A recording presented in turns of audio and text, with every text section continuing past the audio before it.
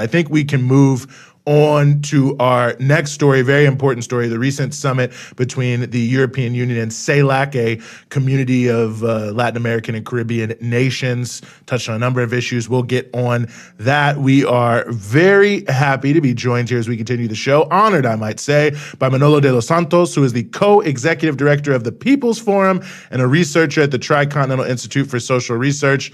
Manolo, thank you so much for being with us. Oh. We're happy to have you, but you may be muted. Thankfully, I can read lips. So I'm glad you're happy to be here. Happy to be back on the freedom side. Listen, it's the only side to be on. It's certainly one you've always been on. Well, the EU CELAC summit, I mean, in a way, it felt like the two sides totally talking past each other. I mean, let me just start here. Ralph Gonsalves, who is the head of CELAC right now, his speech focused heavily on the need for European countries to make reparatory justice for slavery and for colonialism. And that was treated as some sort of anachronism by the EU, who were like, why are you talking about this when Ukraine is now actually the main colonial issue on earth? But I think the more important factor here is when we talk about trade and development between Europe and Latin America, I think the message coming from Latin American nations is that reparations has a role to play in our modern day realities in terms of how these countries can move forward. And that was just totally not being recognized by anyone in Europe. But I've editorialized a little bit here. Manolo, maybe your initial thoughts about the EU CELAC summit. Well, I think the importance of this summit, 8 years since the last one, is that the tables have changed completely. I mean, Latin America comes to this summit with much more strength, with much more political independence, and in a new multipolar era where the US and its ally, Europe, can no longer dictate to the Latin American countries as they normally have done. I mean, reparations was a major topic, but there was also the topic of the right to have trade on better terms for Latin America, of not having to bow down to the EU's very tough, but I would say, Lula called it sort of threatening habits when it comes to trade with Latin America. There was also a big question which was raised in the summit, which is that Latin America, which already declares itself as a zone of peace, does not wish to be brought into Europe's game on the question of so-called sovereignty when it comes to only talking about Ukraine. Yeah, and I mean, there was a few other things taking place here too, as well. I mean, ahead of this very, I guess, important and historic summit, because it's been so long and so much has changed in Latin America. You also had this European Parliament, I think it was a vote or a resolution, which was condemning the Cuban government. And you had some, words said by Cuba and Venezuela ahead of the summit. How did Cuba and Venezuela play into all of this? I mean, the EU is obviously on the side of the US, constantly condemning Cuba, constantly condemning Venezuela. I mean, maybe they're not at the forefront of the blockade on Cuba, but they certainly participate in it and legitimize it. So what was the conversation around these two countries that are, have been for years completely crushed, and decades in the case of Cuba, crushed by the West? Well, there are certain similarities, but also differences in how Cuba and Venezuela have been treated in relationship to the European Union. I mean, the the profound theme of the EU's relationship to Latin America and to Cuba and Venezuela has always been that, like Josep Borrell, the leader of the EU, said many months ago, that they continue to see Europe as the garden and everywhere else as the jungle. They continue to see Latin America as a backward, underdeveloped region that has to come to Europe to ask for resources and to be legitimized. That, in fact, the question of who is a legitimate and lawful democratic government in Latin America always depends on the EU's blessing or not. But again, the tables have changed in this summit.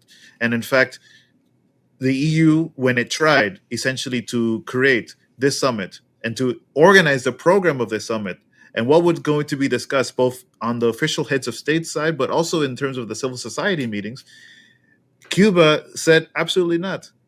You can't determine that agenda on your own, and you can't determine who are the legitimate representatives of our countries in these important meetings. And I think the fact that Cuba kind of took a very strong lead, again, in a very different political context than what we were living even a couple of years ago, meant that the Europeans, in a sense, had to stand back and change their approach.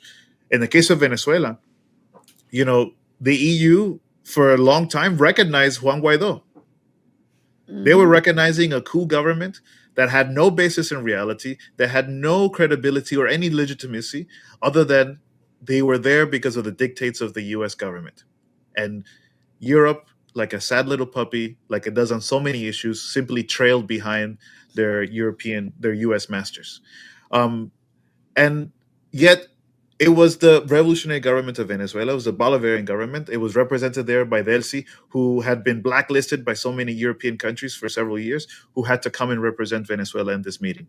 In a sense, Europe was forced to reckon, whether it wanted to or not, with the reality that, again, Latin America is an independent political community with its own agenda, with its own interests, and that it's not actually willing to back down. And it was the fact that Cuba and Venezuela both stood up in this way that created a scenario in which other countries in Latin America could also stand up. I mean, Colombia with Gustavo Petro, Brazil with Lula da Silva, but many other countries of Latin America, it was clear, even small countries like Honduras, who often don't get considered or taken seriously on the international stage or by countries in Europe, came there forcefully with a clear agenda of what it means to develop our countries on fair terms without having to bow down to European economic interest. No, I think it's a good point. I have to say I was quite amused to see Pedro Sanchez, the Prime Minister of Spain, go so out of his way to give a warm greeting to Delcy Rodriguez. I guess a little desperate for votes in the election coming up soon here. But nonetheless, I think you're right. The tables have turned. And speaking to that, and maybe just to bring home a point you were just making, I mean, to have Ralph Gonzalez, at Comrade Ralph from St. Vincent and the Grenadines, a small country, but also an ALBA member, heading up CELAC, to have Petro there, Lula, Alberto Fernandez. I mean, it really felt that part of what was on display is this renewed wave across the continent, across the Caribbean, of people's oriented, I guess, maybe is the best way to put it, governments coming into power. No, certainly there is. I hate to call it the pink tide. I prefer the term that you use. That is, there is a surge of governments that have clearly the interests of the people on their top agenda.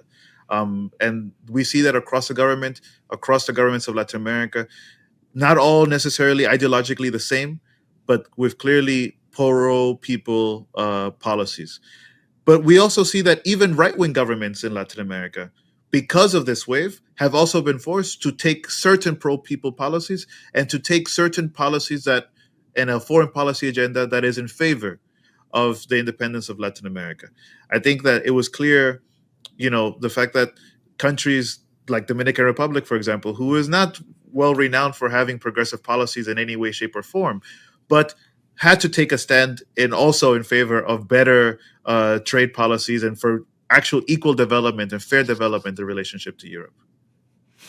No, I think that's a very important issue. And one thing I always want to ask you about quickly here as a follow-up before we close, since you mentioned Dominican Republic. It's slightly off topic, but a lot of moves happening now around Haiti, an attempt to reinvade Haiti, and obviously Dominican Republic been at the forefront of trying to push that. I mean, talk about the importance of what that would mean if it did take place, another occupation of Haiti by whoever it may be.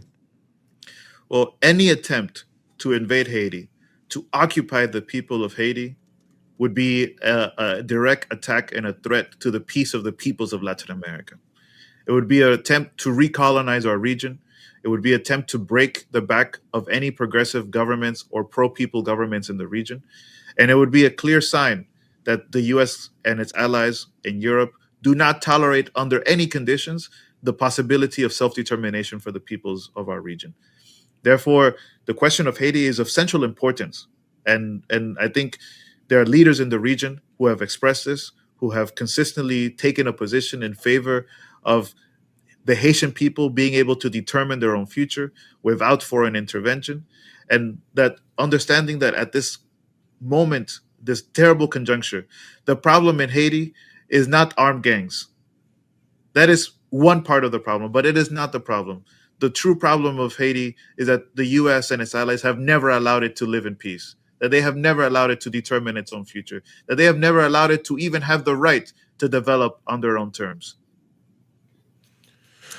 I actually want to really quickly, Manolo, I just want to get your thoughts on this one thing that, goes along with everything that we're saying, and that is at the summit, there was something that made me laugh because, first of all, I was impressed that these Latin American governments were able to extract, even if it was just a few words of acknowledgement about colonial history, particularly with regard to slavery.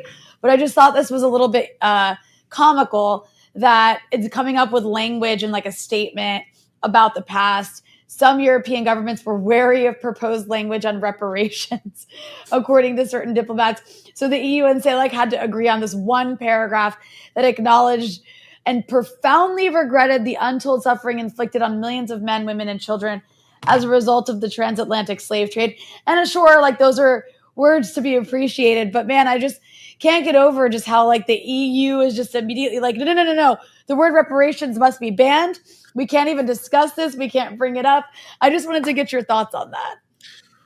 Well, imagine the struggle that it's taken to even get to that paragraph as it is right now, which is incomplete, it's insufficient, and doesn't actually guarantee any actual commitments from the EU or any European, or global North power to actually make reparations and pay up for the just and fair and equal development of Latin America and the Caribbean peoples. There's no talk of that. But I do think that there is a significant political change taking place where, again, the Latin American countries, in a new era where China and Russia and other countries have, in a sense, kind of shifted the geopolitical order, these countries can make demands like this. And in a sense, the European Union has to listen. They've been forced to listen.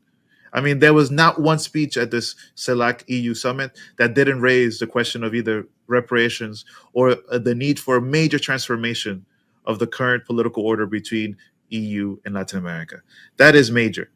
I'm not sure if the EU is ready for another summit after this, actually. I don't know if they're ready to actually maintain the type of relationships that Latin America is proposing after a summit like this.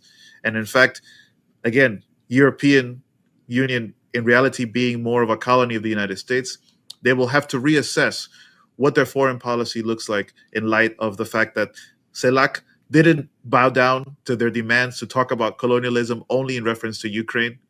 The fact that Latin America did not bow down to accept unfair trade deals like Mercosur as they were being proposed. Latin America didn't bow down at all. The EU has to, in a sense, wake up and sort of recheck where is it going to go after this? No, I think that's an incredibly important set of points. And as always, we are very honored to have you come run through these important set of points. Manolo De Los Santos of the People's Forum here in New York City, celebrating 5 years, by the way. So you can go support the People's Forum. I highly encourage that. And also a researcher at the Tricontinental Institute for Social Research. Thanks so much for being with us, Manolo. Thank you, Ronnie, and thank you, Eugene. Mm-hmm.